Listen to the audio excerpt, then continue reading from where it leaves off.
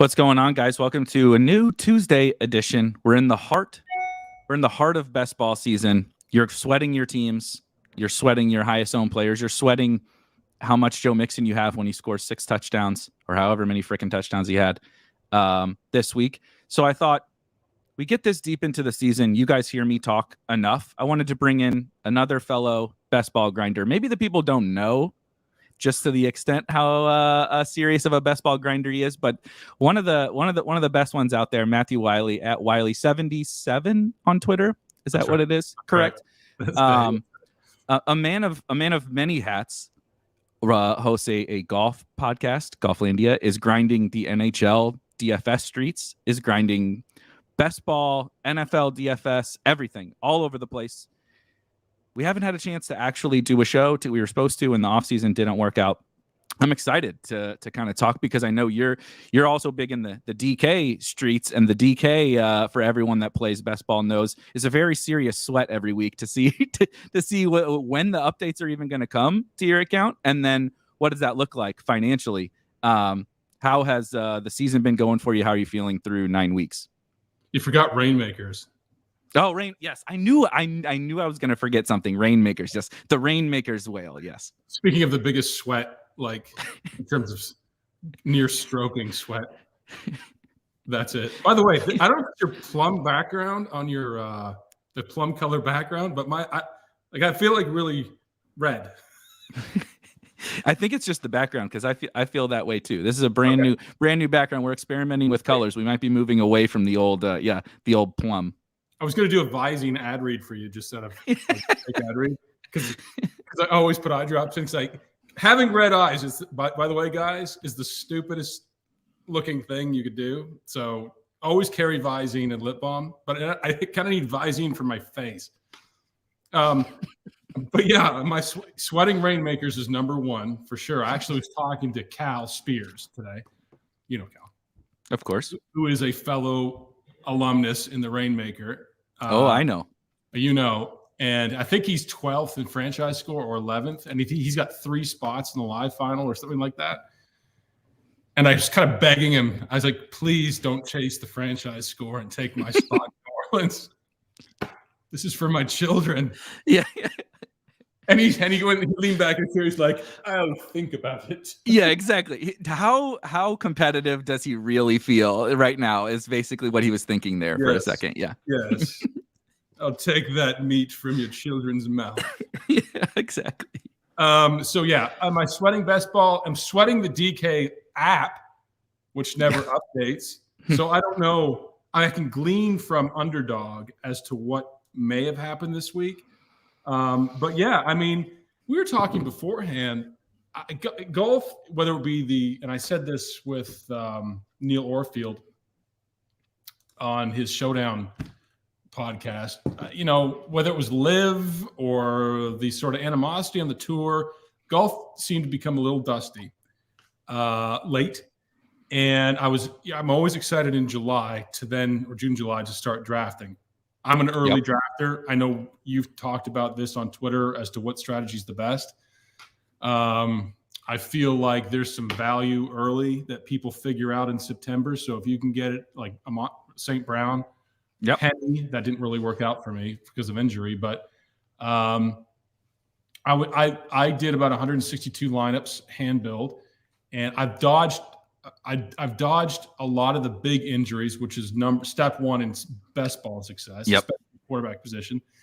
I'm very heavy certain players like Josh Allen, but to your point, I'm not probably where I went wrong there, and I'm just going to ad lib right now, but I didn't believe in Miami. I faded Kansas City. Those are probably the 2 biggest mistakes I made. And very heavy Josh Allen, a very heavy McCole Hardeman, which is kind of saved. That's working nice. Yeah, that's working nice. But week to week, if Mixon has a 50-point week, I need Josh Allen to smash because I never did the round 1 running back. I waited late. I got the Jamal Williamses. I got the Singletaries. But I need Allen to really smash and stretch a lead for me, especially coming into a bye week where people have Burrow. I also didn't have. I was 100% Goddard, which 27 points last week. I was like, finally, I can own tight end last week. But Hurts, I have virtually none of, and he's incredible. I was really building from week 15 to week 17. I was like, I'm going to get some through, but these are the easiest games, in my opinion, with the best offenses. Cincinnati, Buffalo. I'm playing for the million. Yep. Stack it, hope for it, get a number of teams through, and then let's see if we can hit. So my name's that's you really heavily focused on those playoff weeks, which is fun for me to hear. Right. But I think the most interesting thing is you would hear a lot of people, probably myself included, over the course of the summer saying, we can't draft Josh Allen in the third round, Josh Allen in the second round on DraftKings. Sometimes, people would say you can't do that, right? That give me Kyler's, and I have a ton of Kyler, which isn't working very well. It could be worse, I guess, but it's definitely not working out great. Kyler, Lamar, people will still cape for the elite quarterback, but they're like, well, you can't take Josh Allen. That's crazy in the third round. You kind of went the opposite direction and just said, forget it. At the end of the day, all that shit, none of that matters. None of it matters. Josh Allen is a superstar. If I can get a Josh Allen team into week 17, who cares? Is that kind of what you were thinking? That was what I was thinking. He's the best running back on their team. I think he's so physical and so strong, minus this week with his elbow concern. I thought he was a little injury proof. And Buffalo's just dynamic. I mean, there's so much energy with the Bills. Now, it didn't mean I took garbage as QB2. I mean, sometimes I would take Burrow, or sometimes I would take Stafford. Has not worked out at all. I thought it was value. I didn't take Rodgers or Brady. I thought Dusty. The Rams, dude. The Rams. We'll have to talk a little bit about the Rams because I am. Were you taking not to butt in, but were you taking a lot of Rams then? Like Cup, was Cup your 101 or something like that? 1-1 Cup all the time, which is still okay because I didn't do Taylor's. I didn't do. Some people were drafting Najee Harris really early. I avoided all of that noise, right? Chase, I took a lot. That injury's hurting me, at least for the last couple of weeks. Van Jefferson, I took a lot of. But Mac Jones, I took a lot of, which was New England, I was very heavy on. Mm-hmm. But for me, it was because you could get Diggs in the second round, right? So every draft, I would just stack Diggs, Allen, and get Higgins. Wait for tight ends. Wait for Goddard, tight end 1, and then get some value running backs. And that was almost 75% of my drafts because at least because I'm so jaded by the Bengals. Even though I drafted a lot of Cincinnati, I'm like they'll fuck me over. Yes. I thought Tyreek Hill leaving Kansas City. I was like, oh, they're going to be terrible. And so I was just confident that I had a quarterback that could crush every week. Not just hit 20 points, but 45. Yeah. Because a 25-point gap now on a week to week, I mean, you're really stretching your lead out. I mean, if you're 12th at this point in your pool, you're probably out.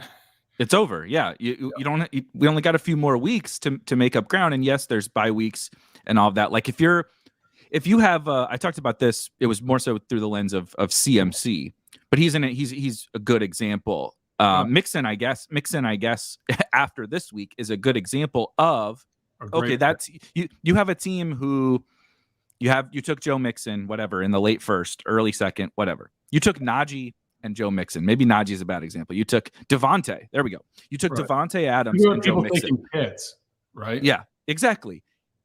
Devontae has been fine. He's had a couple of good games, but generally speaking, you would have rather had Diggs. You would have rather had Kelsey. You would have rather had Eckler, right? He wasn't perfect. No. And Mixon has been horrendous. Yeah, like a stone cold bust. All of a sudden, this week, if you just so happen to have a team that hung in there, right? Just hang in there to find this Joe Mixon week and this Devontae Adams week where they're the highest scorers on the whole slate. And the next thing you know, you're heading into week 10 and you went from back 125 to back 40 or something, you know? He net 30 for you, right? He net 30 points. And the thing is, like, why I dodged the Pitts and the Harrises, I was wrong on Mixon and Eckler. But every time someone argued that they were higher value or that you should take Pitts your first tight end, even in the first round, I'm like, well, who's throwing it to them? I mean, it was a very simple calculus for me. I thought there were 4 offenses I really wanted to draft heavily that I felt safe with. I mean, Deontay Johnson's fine, but who's throwing it to him? Yeah, exactly. So anyway, in terms of at least up until last week, I was 56 of 162 moving on, which what do we want? 1/6? One out of every 6. So I think this is Cincinnati's bye week. So this is the week to make hay. And who does Buffalo play this week at home? Crap. I know this. I was just looking at it earlier today and I'm totally blanking. It's not a terrible team, but it's. Hold on. This is going to bother me if I don't look it up. Good thing this isn't live. We can just edit this, right? Yeah. It is live. It's okay. Minnesota. So that's kind of interesting, actually. Minnesota's like okay on offense, but they obviously have Justin Jefferson. So like kind of some highly drafted, highly drafted play. You know, that's kind of, it's the make or break game, right? If Jefferson blows up, and Allen and Diggs and Gabe Davis, whoever blow up, like those teams could take kind of a commanding lead here down the stretch. You know? I'm fine with a run back like in Jefferson pushing, Allen to score 50. Yes. Unless the Vikings are a mirage, which they might be. So I think from catastrophic quarterback injuries like a Trey Lance, because people love Trey Lance. Yeah, Coffin. Yeah, that's me. Were you a Trey Lance guy? Sitting on Trey Lance. I have, luckily for me, I'm not so arrogant as to riding Trey Lance all the way up past Hurts and, and past Kyler and everything like that. So I didn't get actually as much. Like I have more Kyler, definitely more Kyler than I do Trey Lance. But I have, it's like 18% across both sites when you combine it, Trey Lance for me. Sure. Herbert, I didn't draft a lot of.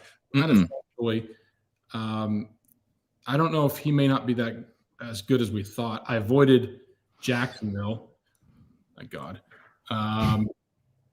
But yeah, I think that from that standpoint, avoiding the catastrophe, drafting powerful offenses, having some superstar wide receivers, and my strategy was like, I think there's only probably 6, maybe 7 superstar elite wide receivers in the NFL. The guys that are we can name them: Chase, Adams, Diggs, Kupp,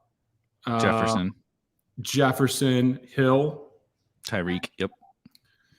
And then because they create so much separation from the rest of their peers that I had to have one round 1. Yeah. The other thing was too, and I mentioned this with Neil, and it's out in the open now, but here it goes. And I'm going to pay for this next year, but it doesn't matter because I'll have the millions this year. I played I guess you call it defensive strategy, maybe offensive strategy, that I would break up people's stacks. And I know that's so taboo in basketball because you got to be bros, but I'm like, fuck it. I've got to get advanced at these 12. So if someone was building a Bengal stack, and even if I had Buffalo, I'm like, I'm going to take Burrow. I'm just going to take him. Now it's full retaliation the rest of the draft, but yeah, right. You got to get dirty like that in a 1,000,000-man contest for $5. So here's a question: did you? That's actually kind of interesting to me through the lens of what you've kind of already said. Right. Being heavy Josh Allen, being heavy the elite offenses, and being really hyper-focused on, let's just use the Bills. You're just hyper-focused in on smashing Bills stacks and honestly Bengals stacks. Yep. And who's game 17, Monday Night Football, the last one, the $1 million game. Exactly. Cincinnati. So it's interesting also because you can, if you go heavy Josh Allen or like, one of my other co-hosts, Rob Coakley, did the kind of the same thing as you, but with Mahomes. His take was the Chiefs are not going to be worse without Tyreek, and they're all undervalued, which is kind of coming true, mostly through McCole Hardman, which I'm not sure everybody foresaw, but it's coming true. And then, but having that strategy can kind of allow you to do that. This is funny. You're one of those guys. 37% the people, McCole Hardman. 37% the people, McCole Hardman. it's been a good run for the for McCole Hardman. But because you take a stand on Josh Allen, Mahomes, whatever, the elite offense, that's expensive. When you get into the later rounds, pulling that doesn't really change your team, right? So like if you didn't have a quarterback by that point and you didn't have Chase and you didn't have Burrow and, you don't get Tyler Boyd, whatever, it can hurt your own team by doing that. But if you already have Josh Allen and Stephon Diggs, right, and Burrow's there for you in the 7th round, right, yeah, I don't really think it's that big of a deal. You're playing defense, but you're also still kind of playing offense through that lens. Now, if you're doing it in every draft where you don't have a quarterback and you're just picking other people's stuff off, you're probably going to build a bad portfolio, but you wouldn't have it be advancing 60 out of 150 or whatever. No, if you were building bad teams. When those late rounds, when people didn't have a quarterback yet, I knew they're going to draft Brady or Rodgers or Stafford. I was taking solid wide receiver ones like Jacoby Myers every draft. I thought Hardman could be wide receiver 1. I was taking him. I thought there was a lot of really good wide receivers down there. I mean, even Godwin, who was injured, kept dropping and dropping. Yep. I mean, Amon-Ra St. Brown, we're getting 5th round with him? At least, yeah. Definitely on DraftKings. Some of these guys, it was crazy. I mean, Godwin was plummeting. I remember this is also kind of not totally – it worked and it didn't, but Hollywood, Marquise Brown, was my highest owned wide receiver on DraftKings. And it was because the same thing like happened with Amon-Ra and Godwin. It was like he got kind of dinged up and people were just out on the Cardinals after the Hopkins thing. Yep. And he just kept falling and falling and falling. And I'm just like, I don't know how to not take this guy. Like I get to week 17 with Marquise Brown against the Falcons. Like that sounds pretty good to me. And he's going in the 7th sometimes. Ooh, you know what? I really stacked a lot of Buffalo Cincinnati because I think that game's going to be like a 50-40, right? Mm-hmm. I think it's just going to be explosive. But like Atlanta, you could have projected are going to be very terrible. Yep. So play against the bad offense is week 17. Now it's unfortunate. Is Marquise out for the season or no? They at least a month. Whatever that Cliff hasn't really given us much, and it's going to be a month this week, I believe. So. I'm hoping that we'll know some more soon, but I like to use the bullshit reason that everybody says, like, oh, you went really heavy on Najee. Like, oh, but now I'm just going to get him low owned in the playoffs. That's what we'll use that bullshit excuse, which is something we tell ourselves to make ourselves feel better about the guys who sucked that we picked. But I wanted to double back really quick and pick your brain about the elite offense stuff. Yep. So like now being through 9 weeks. You took big stands on who you thought were the elite offenses, but like something you mentioned was, like we're pretty sure Atlanta wasn't going to be an elite offense, but you also didn't go heavy on, say, the Dolphins. Sure. Do you have anything that you feel like using the Dolphins as an example where you were like, I don't think this is going to be an elite offense, but there's with Tyreek Hill and Jalen Waddle and a new coach, there's paths to it. So you'd be more open to them next year? Or do you think how do you assess something like that now looking back after, having 2 months in the bag? I think it'll be extraordinarily popular next year. I regret not doing it this year. I think that my three big ones were, and not necessarily Stafford from a quarterback standpoint, but Rams, Bengals, Bills, and then pieces of the Chiefs. You said Patriots, right? Patriots as a second stack because you could build almost the entire offense late. Mm-hmm. And I genuinely believe that Mac Jones was going to be better. But in that build, I was drafting a ton of Ramondre Stevenson, who counts as really RB1 right now. Yep, 100%. You feel so good about, especially as Josh Jacobs has kind of gone back into a shell. Yeah, having Ramondre, like you said, smashing elite offenses like the Bills, superstar wide receivers, whether it was from Goddard on up at tight end. Like, honestly, even if you have like Kittle right now, you're not that mad. He's had a couple of good enough games.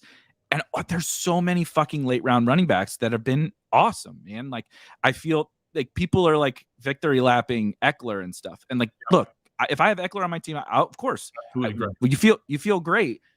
But I think from a macro perspective, like, if we knew 2.5 months ago, what we know now about Ramondre and Jacobs and Jamal Williams and all these guys, nobody would take those running backs. Like, wouldn't you rather have Travis Kelce or Stephon Diggs and Ramondre? I would. Yes, that was my theory. I just had to gamble.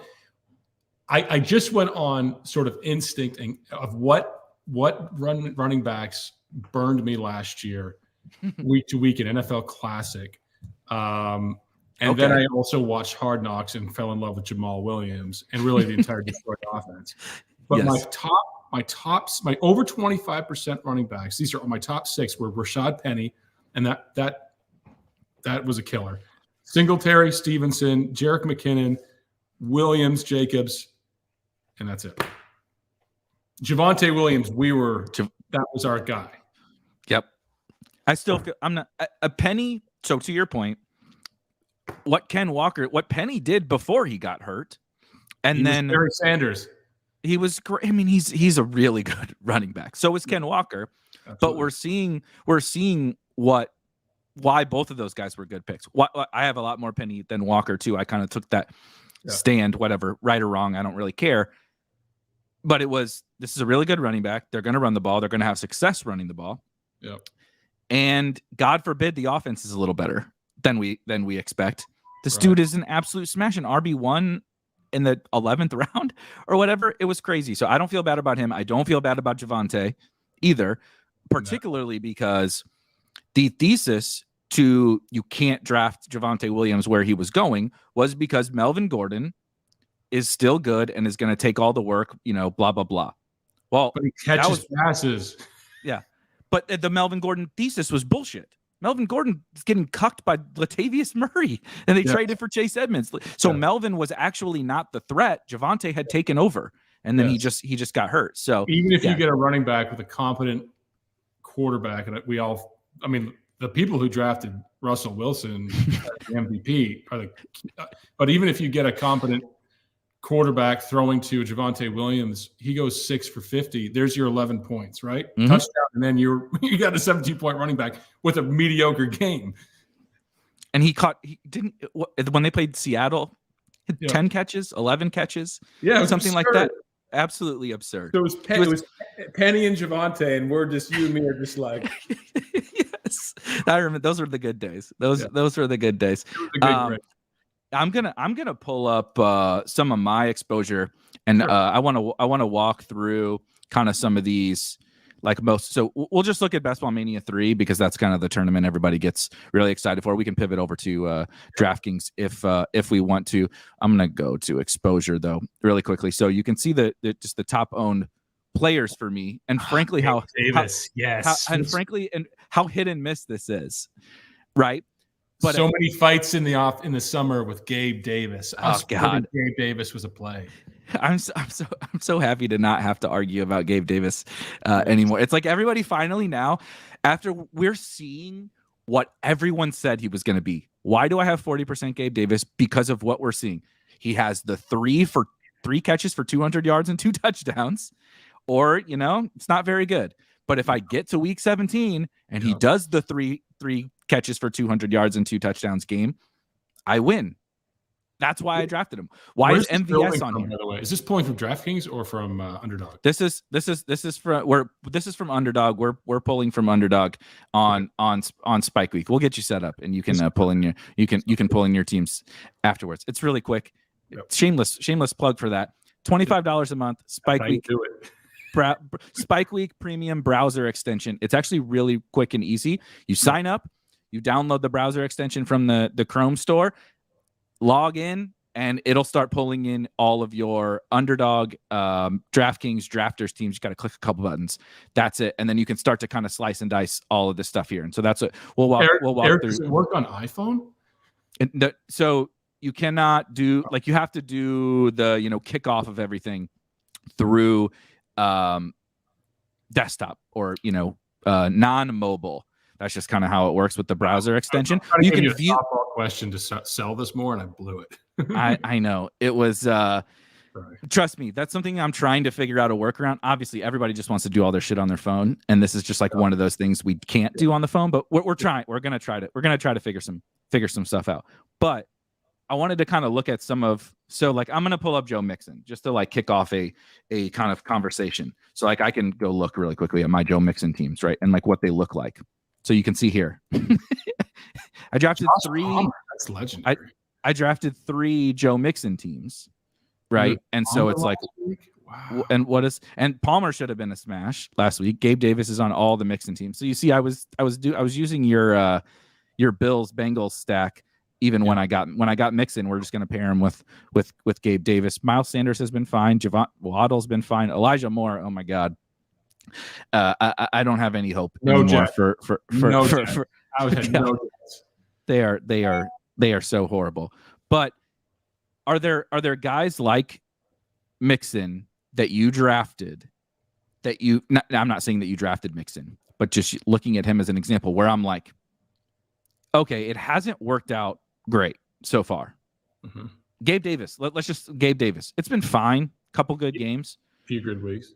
But you're feeling like as long as if I have that dude on a team, I still feel good. Yes. And he may not be smashing, right? Yes. Like the Mixon, I think, was actually one of those where if you were heavy Mixon, you were like, look, it hasn't been working. The fantasy points haven't been working, but this dude's getting the ball 25 times a week, every single week.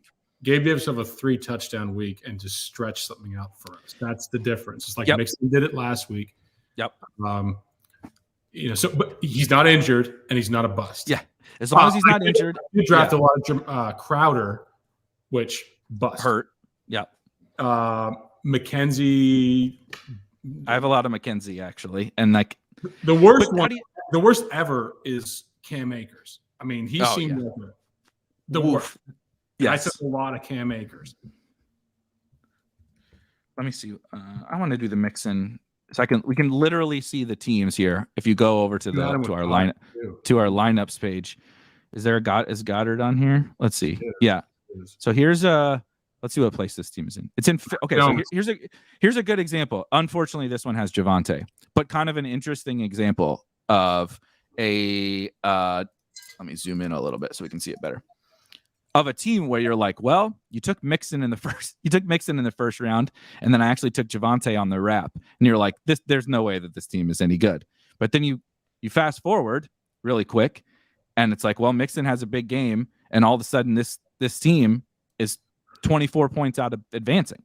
It's 24 points. It's in fifth, and it has Jameis, Marcus Mariota, and Mac Jones. Certainly not quarterbacks you would think, but Mixon gets the big week. It has Ramondre. It has Gabe. It has Waddle. It has, you mentioned Goddard is on this team. Ayuk has come on. Boyd has come on. Palmer, right? So it's other than Javonte, it's healthy. Right. It's got it's got pretty good tight ends once Njoku comes back. And it's like, these are, I love thinking about the game at this point in the season through this lens where it's like, yeah, that team, because when you go to your app, right, it's always the highest scoring teams at the top and you like start clicking through them. But some of the most interesting ones are the ones that like, oh, you took Mixon and he had a shitty year, but that team's live. But that team's like actually really live now. I'm not saying this one is, but those are like the fun thought experiments. Right. And when you go as heavy into plays that I do, which is really the boom or bust strategy, I mean, I just know when Diggs has, 9, 120, and 2, it's going to be a great week for me across the board. I'm not saying to do that, but yeah. What's your? Do you still feel the same way? Now I know that you've kind of had success in best ball the last couple of years, going super heavy on players. Has anything changed at all? Again, through these first 9 weeks to your thoughts on that? No, I think you want to be unique in a best ball draft. You've got to sort of stretch and reach sometimes, and then also do I'm taking Josh Allen second round. I'm not waiting on a quarterback. Okay, so then you think, okay, how many people did this build? The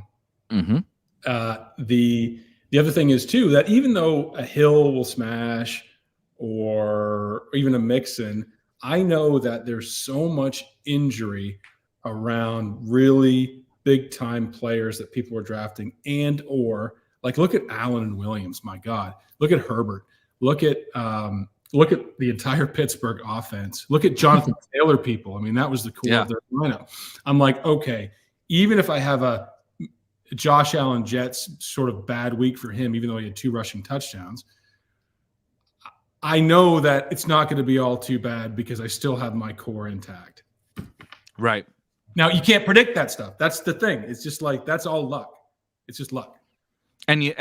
So the person, I agree with everything you're saying. The person that would counter that would say, okay, well, what happens when, 2 of your 5 core pieces go down?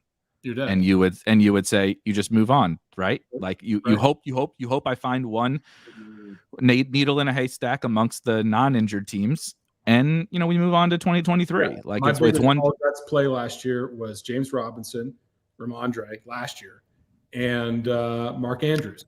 I remember talking to you about James Robinson. This is probably where this show actually ended up coming from, was because we were talking a lot of best ball, and I knew that you were all James Robinson, and I was like, "You'd fucking slapdick!" Like, James Robinson, like, what are we doing? What are we doing with James Robinson? You were right, but then he tears his Achilles late in the year. I had it right. I had 55 of one several go through, and then COVID. Every human on my team.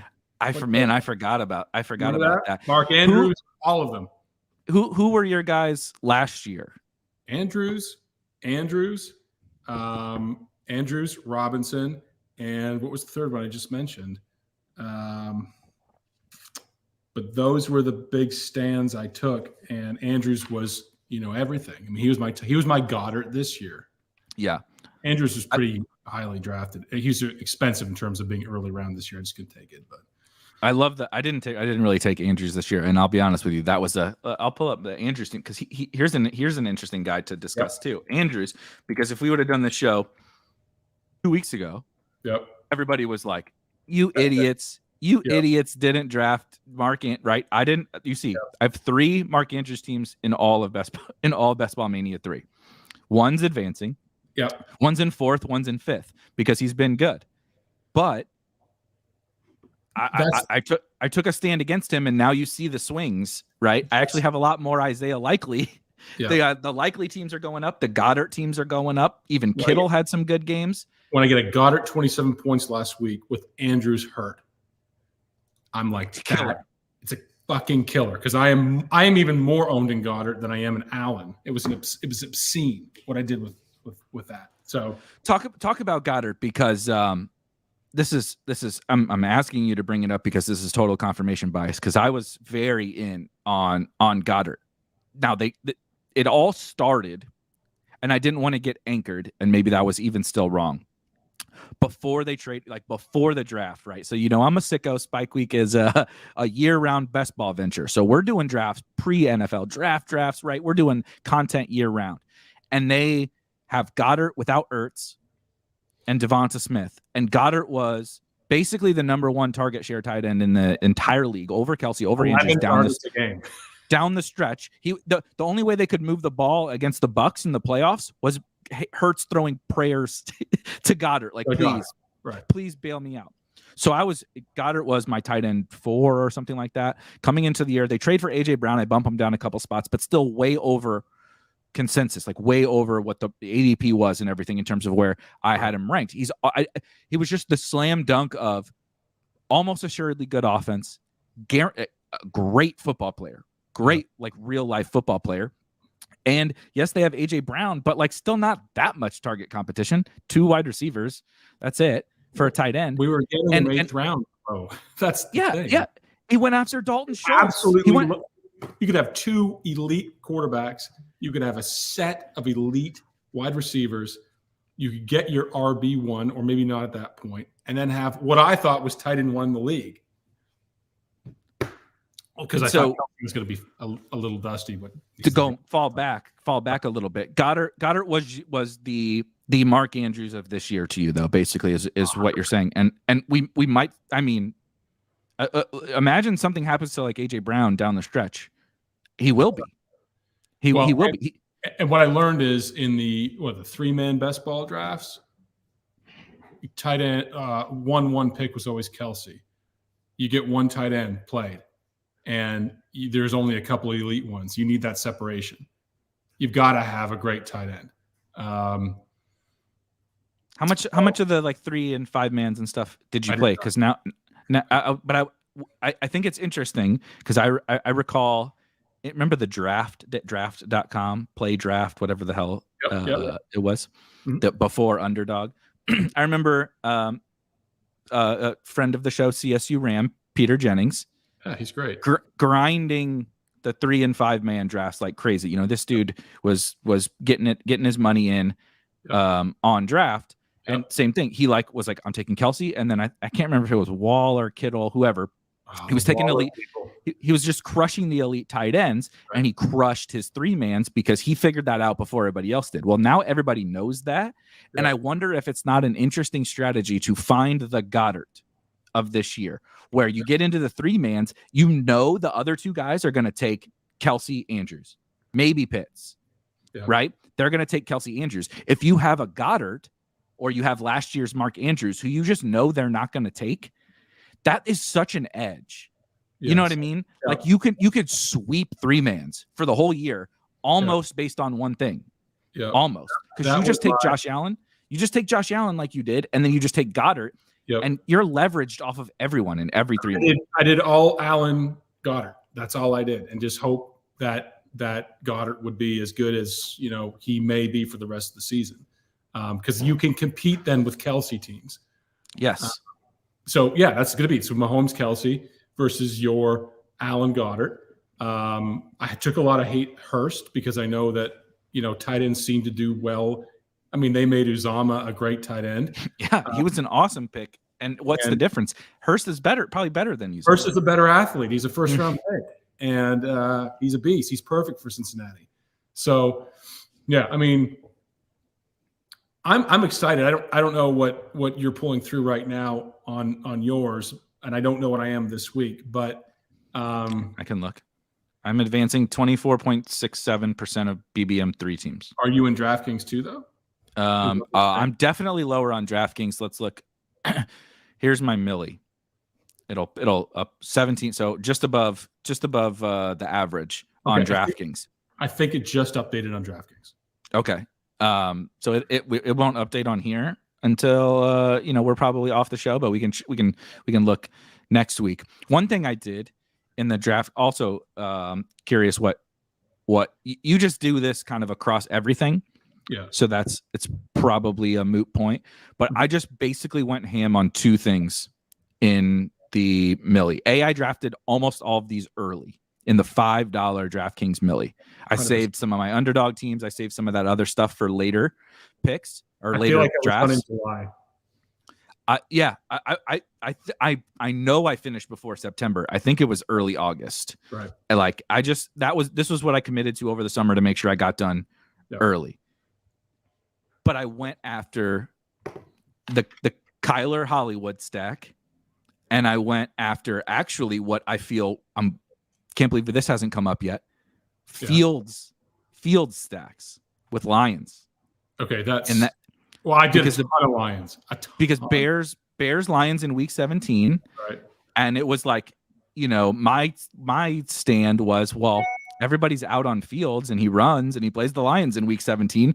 Please God, just get me a Fields team through and let him do what he just did against if he does what he just did against the Dolphins in week 17 and you sneak a Fields team through, you're feeling pretty good. What I'm pulling through. It's 47 of 162, which 47 of 162.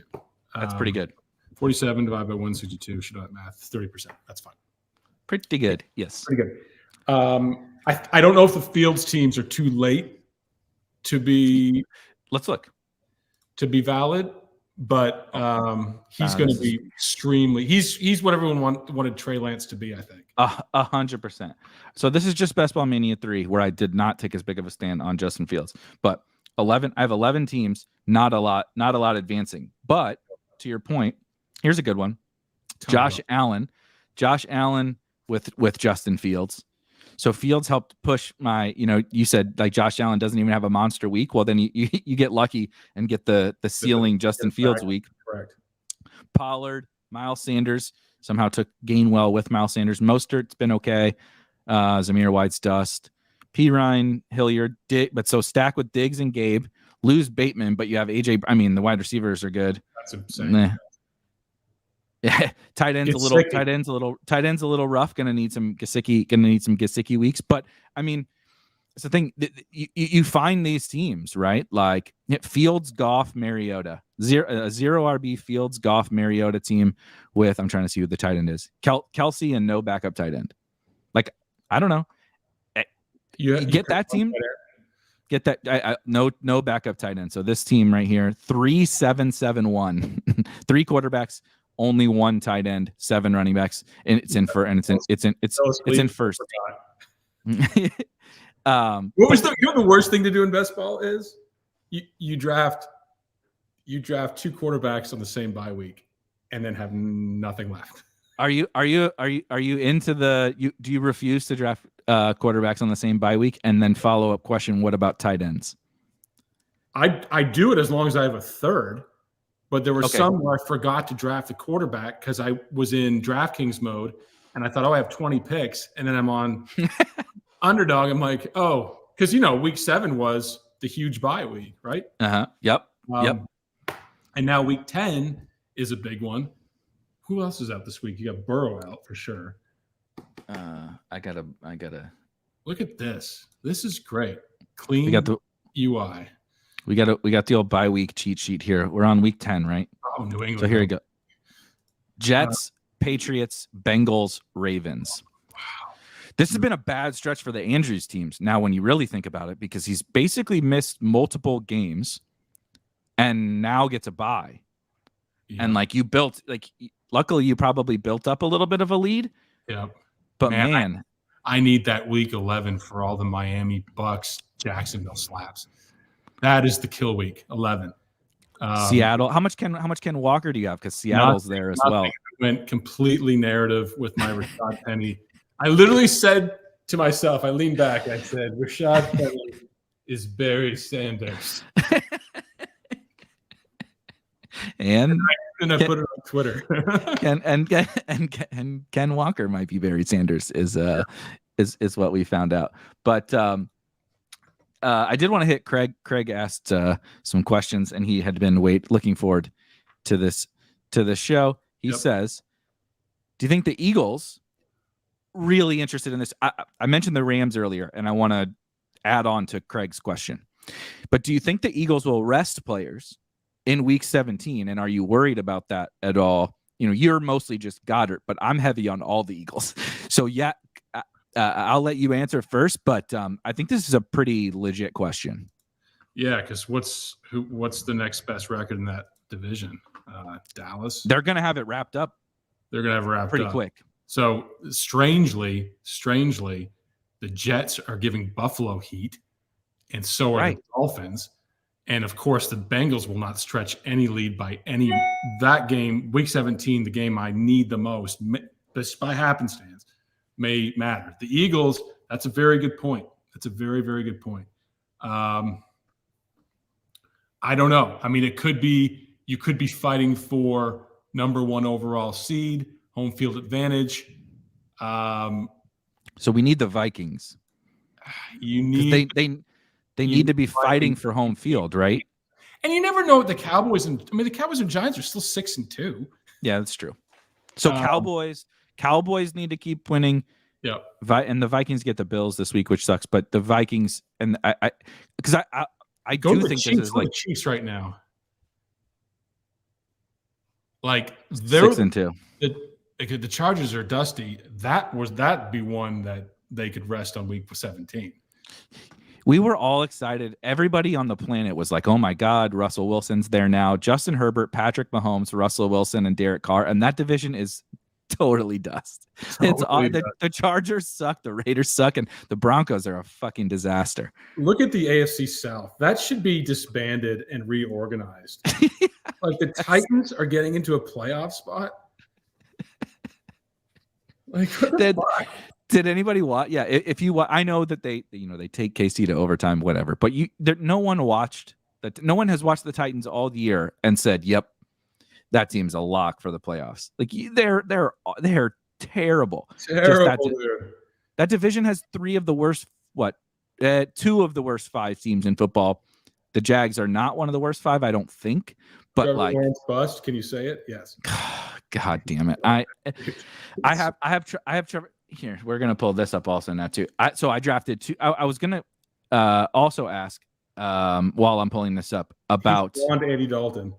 About so my wife does not like Trevor Lawrence, but it's because I assume you've seen Shrek. She calls him Lord Farquaad. Oh yeah, you're totally right. He looks like Lord Farquaad. So I drafted 2 teams into the 555 on DraftKings, and actually I'm not sure if they're going to pull up on here, but I have Cooper Kupp on both of them. Yeah, both are advancing. They're both pretty good teams. Yeah, but I have Cooper Kupp on both of them, and one is an Eagles onslaught. Right. Goddard, Hurts, AJ Brown, Miles Sanders, Cooper Kupp, smash team. I am. But yeah, go ahead. Sorry. Are you concerned also about the Rams realizing later in this season that they suck and it's over when they maybe get eliminated from the playoffs? Are them, the Eagles, any of these teams, like maybe that you went heavy on or just that you have exposure to, are you concerned about any of these? Because I'm starting to get when the Rams don't improve, we just keep seeing they get worse and worse every single week. It seems like when the Rams, even though Stafford is horrendous, Kupp had a 30-point game last week. Did nothing. He has caught a one 75-yard touchdown. No one can cover him. He's just if they had a better offensive line or more weapons, I mean, they don't have any running backs. They've got nothing. He's everything. He runs the ball. So I was looking at my 555, and I'm beating Cal. I'm first in it, and I've got Kupp and Burrow, Kenyon Drake, obviously. Oh my God! But I'm stacked with the Rams, right? God,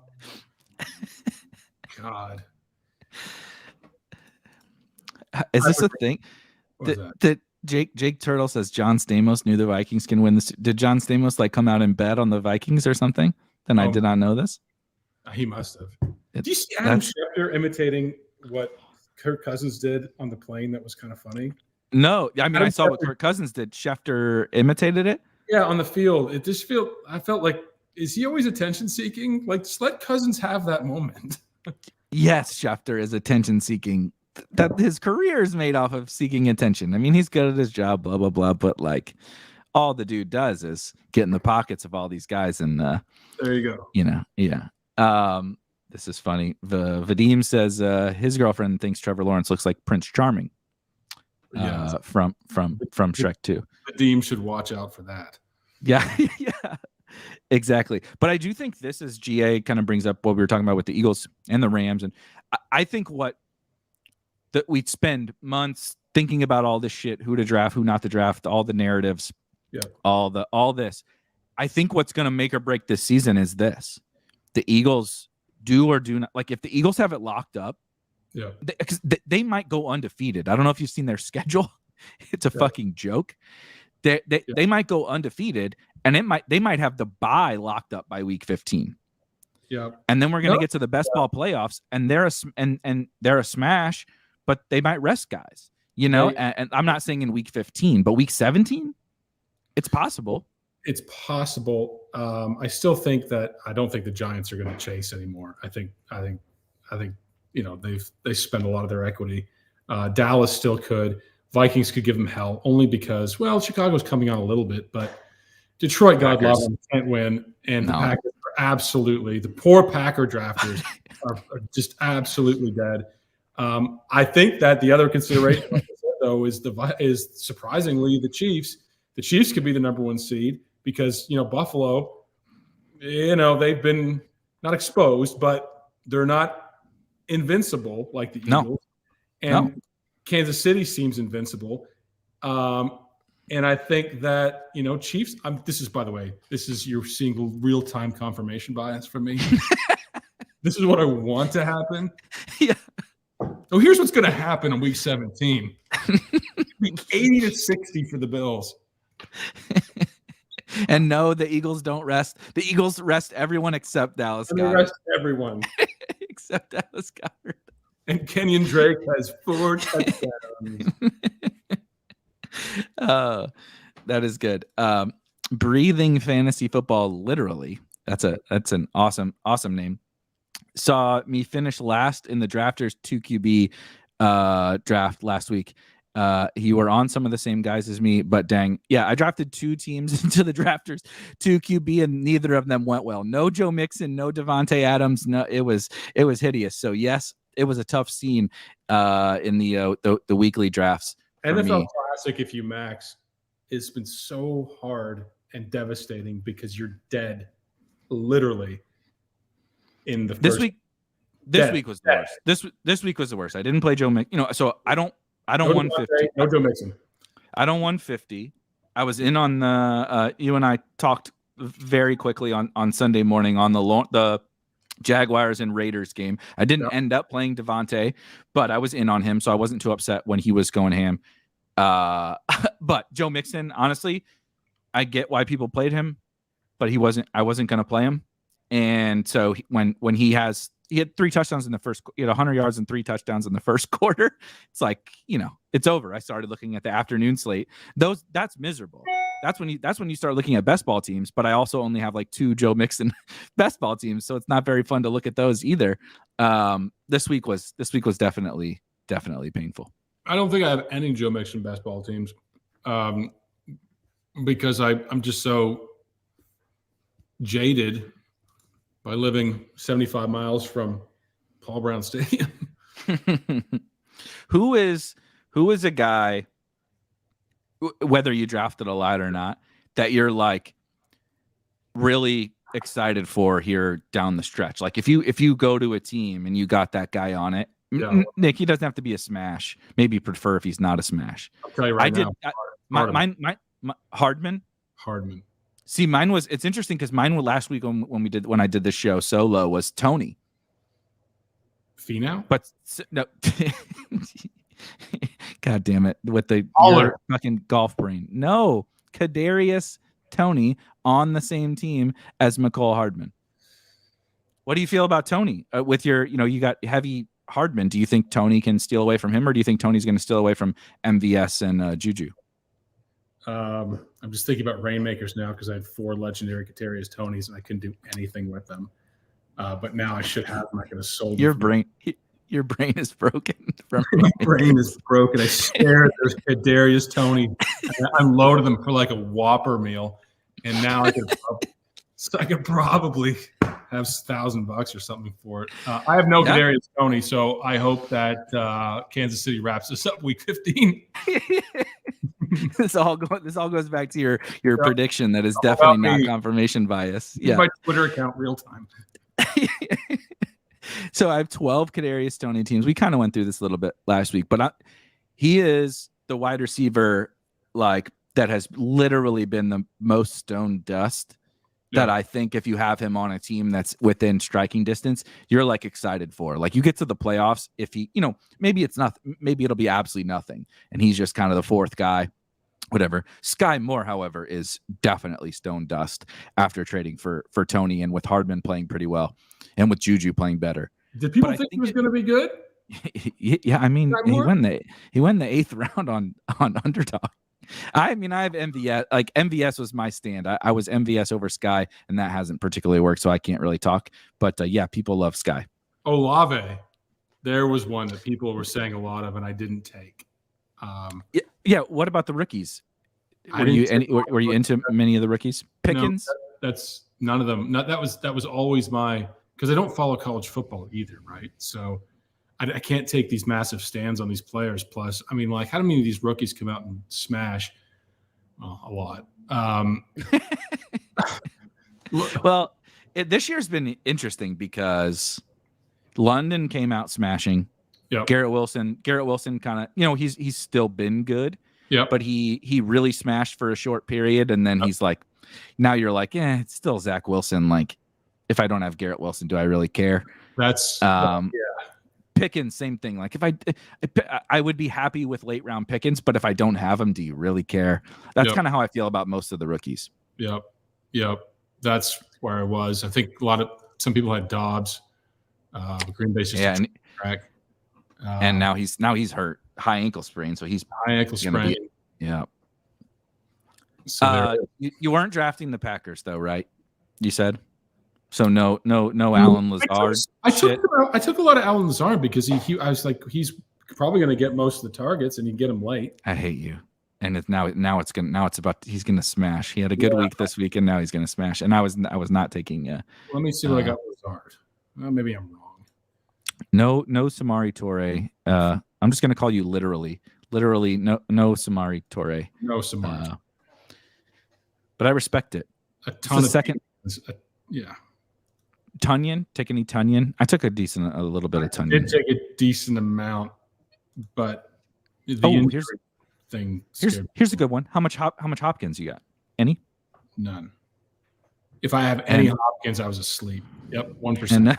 And yes, Johnny, I know Wiley and I are on the same page. I wasn't taking Hopkins. And I'm curious if you in the future would change that, or if it was just a Hopkins take, because my general take was he wasn't even that good last year. He's getting older.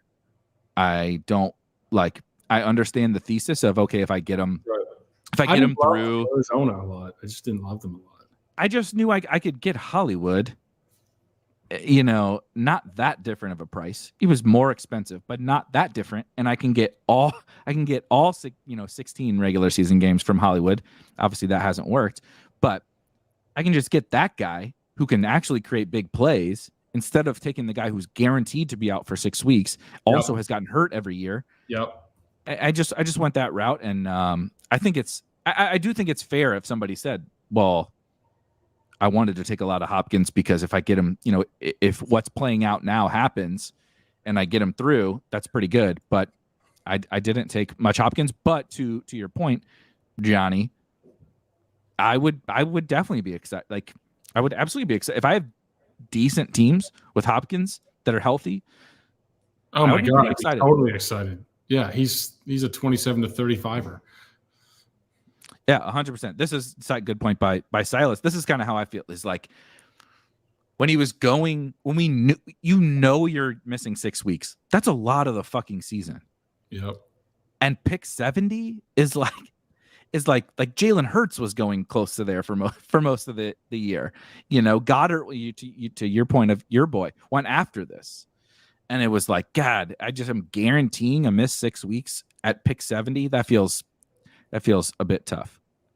Yes. Anybody else you're excited for off the top of your head? Who am else? I'm going to look at my exposure here.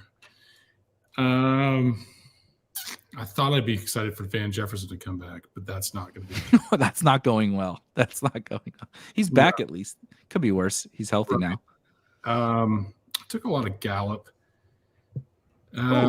He's a good one. Are you excited, not excited, or indifferent? I have one BBM team with Michael Gallup. It's in 4th, so that's not bad. I took Tony Pollard a lot. I think I'm okay as an accessory pick or an ancillary sort of like piece of my team. I took a lot of Kittle. Again, he was injured, right? So you had to sacrifice a couple of weeks and then say maybe you can get him for the rest. But yeah, I mean, my exposure is so much the same. Like I've named every player on my team. Is Buffalo Stacks, Cincinnati stack, elements of the Rams and Goddard and McCole Hardman. This is pretty interesting. I haven't looked at my Kittle teams. I only have 9, so not a lot. But 4 advancing out of the 9, I would certainly not have expected that. Especially look at this. The Trey Lance is on 3 of them. Nice. Javonte Williams is on 1 of them. Nice. Rashad Penny is on 2 of them. He's good.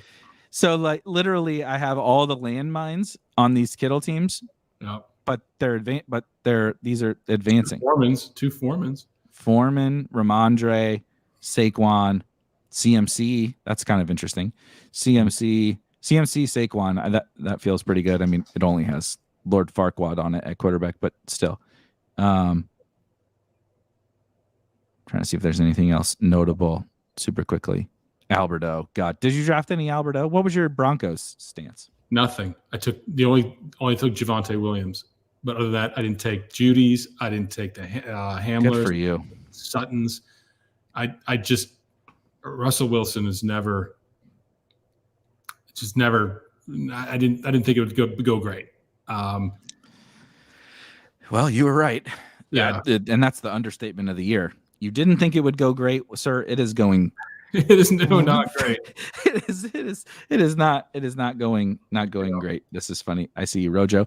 And Craig, this is our draft IQ tool on Spike Week. If you just go to there's a link in the description, spikeweek.com/go premium, and you can get access to this draft IQ tool, which honestly I am clearly biased because we built it, but like changed my best ball life. And like especially if you play DFS, like the two of us do, you didn't play Joe Mixon on Sunday. It's nice to be able to go and 45 minutes. Let's close the old DraftKings windows and let's start looking at some of these teams and see, how my best ball Sunday is going. So, been about an hour for our first tag team show here. Anything that we've discussed to kind of leave out on, what are you leading into week 10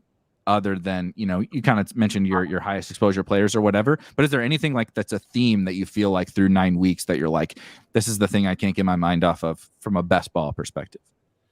Running back injuries for me. Oh yeah. That's a good one. No, I'm surprised that Allen has had a couple of not Allen-esque weeks. And I mean, for you Buffalo stackers, we need to have a huge game. And I think he will. If he's injured, as someone texts me just to. Yeah. What about the injury? Are you concerned? I'm absolutely toast. Absolutely finished. You think Mac Jones could pull me through? No. Yeah, the thesis for Mac Jones was not to be the savior in week 17 for $2 million. That's for sure. Yeah. Right. But if he just sort of checks down to Ramondre Stevenson for the rest of the year, then maybe that'll be okay. I got through the bye week. Get through your major bye week. So we're through. So I don't need to do anything except Josh Allen not getting hurt. And it's surprising that the Jets are 6-2. So, yeah, I mean, this is the week for it with these bye weeks. Yeah, definitely getting through the bye weeks. That's why people are always, and I get it. We all like to look at our advance rates. It makes us feel either good or bad, right, depending upon how you drafted. But during the bye weeks, man, shit can change so fast. You already get injuries. You most of your teams already have injuries, and then you get guys going on bye.